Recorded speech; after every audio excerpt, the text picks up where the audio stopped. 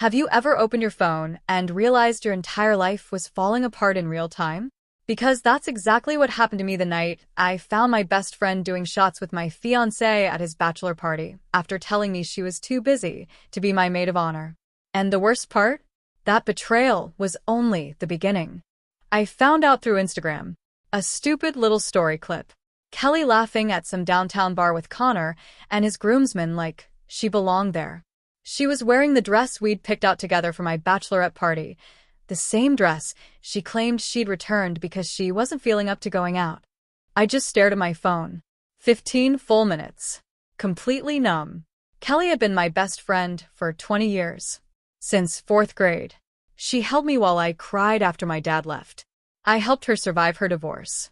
We used to stay up late as teenagers planning our future weddings together. Colors. Venues. Dresses. Everything. And now this. I called her immediately. 4 rings. Voicemail. So, I texted her. Just saw the video. Thought you had scheduling conflicts. 3 hours later, she replied. Can we talk tomorrow? I'm so sorry. But tomorrow came and went. Nothing. No call. No explanation. Then another Instagram story popped up. This time she was having brunch with Connor's sister, Melissa. The caption said, "New friendships are such a blessing." That's when my stomach dropped, because suddenly every weird moment from the last few months started clicking into place. Kelly was actually the one who introduced me to Connor 2 years earlier at her company holiday party. He was her coworker's brother visiting from out of town. We hit it off instantly. 6 months later, we were engaged. At first, Kelly seemed genuinely happy for us. She threw me an engagement party, helped me venue shop, posted sweet comments online constantly. But around 8 months into the engagement, something changed. She became distant, canceled plans, ignored calls, always had some excuse. And when I asked her to be my maid of honor, she hesitated before saying yes. I ignored it at the time. Now I knew why. I drove to Connor's apartment without even thinking. His car was there. So was Kelly's green Volkswagen. I sat in my car for 20 minutes trying not to throw up. Finally, I walked upstairs. The door was unlocked, and I could hear them laughing in the kitchen. Her laugh. The one I'd known better than my own for half my life. I pushed the door open. They were cooking together. Connor was teaching her how to make his grandmother's pasta sauce, the exact recipe he taught me on our second date. Kelly was wearing one of his old college hoodies too. The hoodie he used to insist I sleep in whenever I stayed over. The second they saw me, everything froze. Connor immediately started talking. It's not what it looks like. But Kelly's face told the truth before either of them spoke. She looked guilty, but underneath that guilt, relieved, like she was tired of hiding. How long? I asked quietly. Kelly put down the wooden spoon. Nothing happened. We've just been talking and… How long? Connor rubbed his face. For months. I remember repeating it back like my brain couldn't process the words. For months. 4 months of wedding planning. 4 months of seating charts and flower arrangements. For months of my best friend listening to me stress over my wedding while secretly falling in love with my fiancé. I slowly took my engagement ring off and placed it on the counter. You two deserve each other. Kelly grabbed my arm before I could leave. Please let me explain. I never meant for this to happen. I pulled away. You could have told me. Either of you. Instead, you made me feel insane for noticing something was wrong. Then I walked out. I drove straight to my mom's house sobbing so hard I could barely see the road. She made tea while I cried and told her everything. Then she asked quietly, "What are you going to do?" And suddenly all I could think about was the wedding 8 weeks away. The dress. The invitations. The deposits.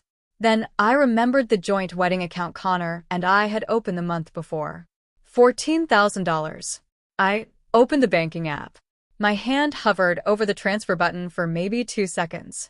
Then I moved every single cent into my personal account. After that, I blocked them both everywhere. Phone numbers. Instagram. Facebook. Everything. I deleted our couple photos. Shut down our wedding page. Erased them from my digital life in under 10 minutes. My mom watched silently the whole time. Finally, she asked, "How do you feel?" And honestly, empty, I said. But lighter, too. The next morning, I woke up to 36 missed calls. Most were from Connor's mother, Patricia. Apparently, Connor tried paying the venue's final balance and realized the account was empty. Patricia left me this furious voicemail calling me vindictive and cruel. How could you sabotage your own wedding over a misunderstanding? A misunderstanding. That word almost made me laugh. Instead of answering, I called the venue myself. I need to cancel my wedding. The coordinator immediately softened. Oh, honey, are you sure? Yes. Cancel everything.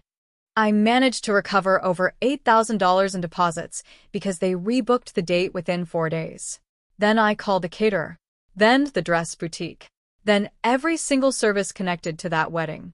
I clawed back every dollar I could. The dress was the hardest part emotionally, but I sold it online within 18 hours to another bride my exact size. Watching someone else buy the dress I thought I'd wear down the aisle felt surreal. Like I was burying a version of myself. Connor kept trying to reach me. Through my mom. Through work. Even through mutual friends.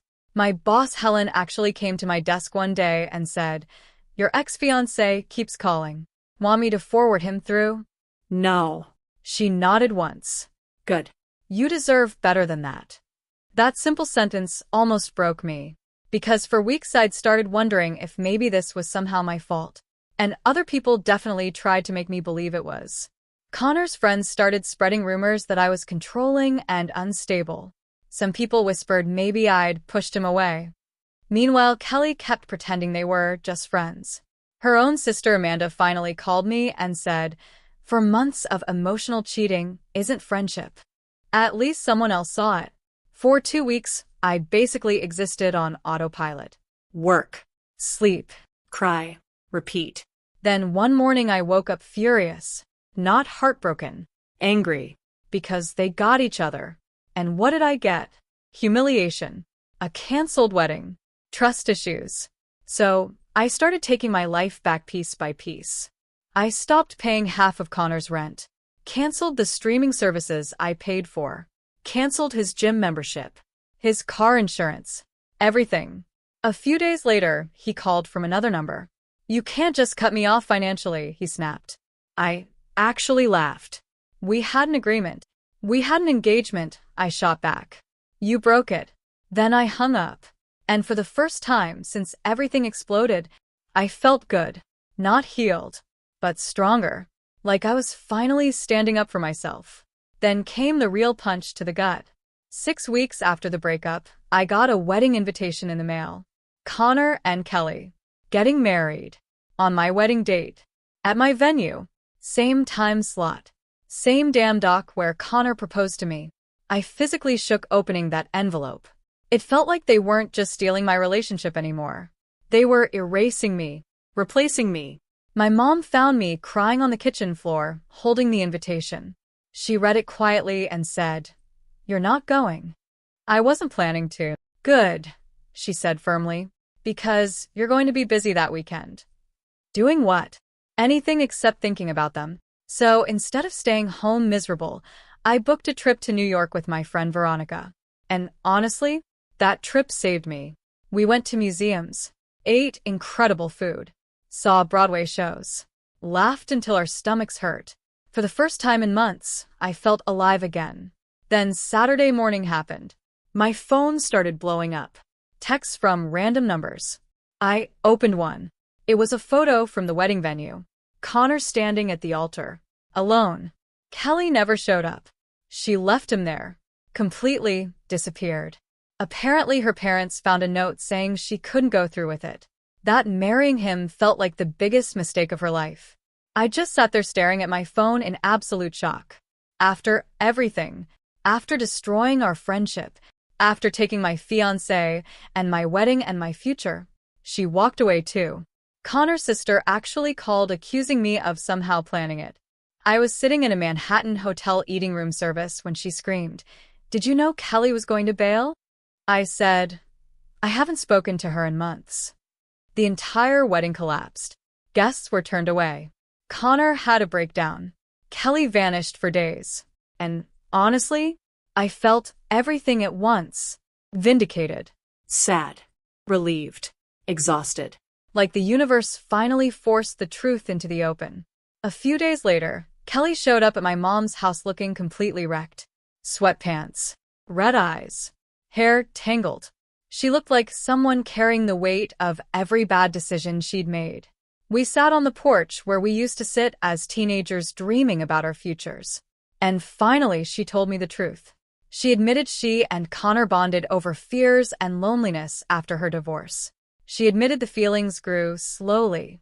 And she admitted part of her was relieved when I caught them because she was tired of lying. Then I asked the question I'd been dying to ask. Why did you leave him at the altar? And her answer honestly stunned me. She said when she stood in the bridal suite about to walk down the aisle, all she could think about was me. How none of it felt real. How she'd stolen my life and tried to convince herself it could become hers. Then she said something I'll never forget. I realized I didn't actually love Connor.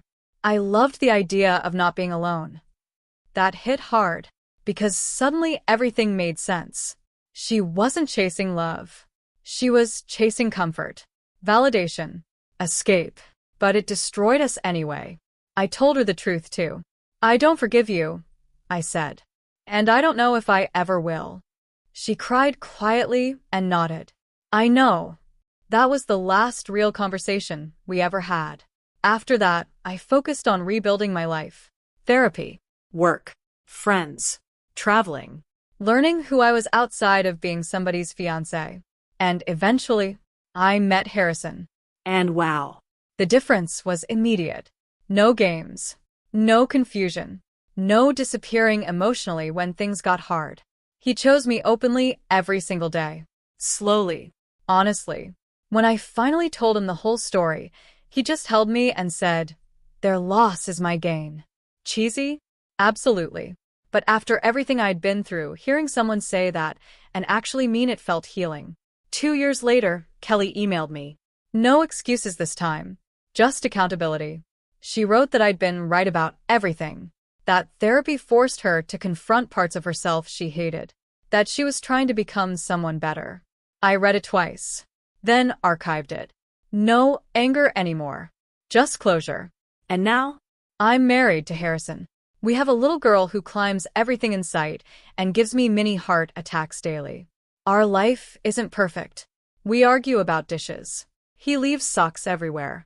I'm late constantly. But it's real. That's the difference. Real love isn't the fantasy wedding or the Instagram moments or the giant diamond ring. It's choosing each other every single day. Even when life is messy. Even when it's hard. Sometimes the worst betrayal of your life ends up pushing you toward the life you were actually supposed to have all along. And honestly, I'm grateful mine did. What would you have done in my place? And do you think you could ever forgive a betrayal like that? Tell me in the comments because I genuinely want to know.